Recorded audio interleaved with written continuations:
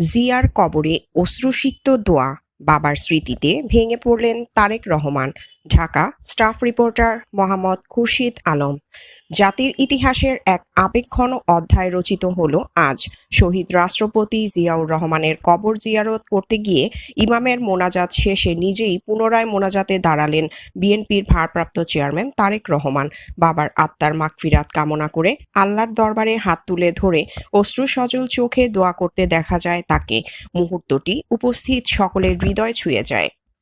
জিয়ার কবর প্রাঙ্গণে নেমে আসে গভীর নীরবতা। নেতাকর্মী ও অনুসারীরা চোখের সামনে দেখেন এক পুত্রের নিঃশব্দ কান্না।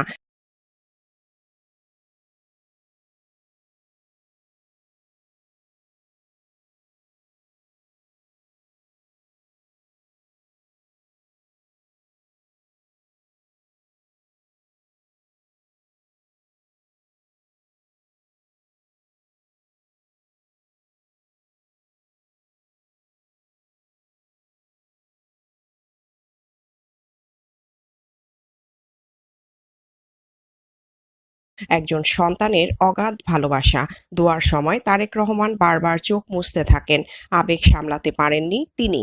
দোয়া শেষে তিনি মহান আল্লাহর কাছে শহীদ জিয়াউর রহমানের আত্মার শান্তি কামনা করেন এবং দেশের জন্য তার ত্যাগ ও আদর্শকে স্মরণ করেন। উপস্থিত নেতৃবৃন্দ জানান, এই দৃশ্য শুধু একটি রাজনৈতিক কর্মসূচি নয়, এটি ছিল ইতিহাস, আবেগ আর দায়িত্ববোধের এক মানবিক প্রকাশ। বিএনপির একাধিক শীর্ষ নেতা বলেন, শহীদ জিয়ার আদর্শে অনুপ্রাণিত হয়ে তারেক রহমান গণতন্ত্র, স্বাধীনতা ও জনগণের অধিকার প্রতিষ্ঠার পথে অবিচল থাকবেন। এই অঙ্গীকারই আজকের দোয়ায় প্রতিফলিত হয়েছে।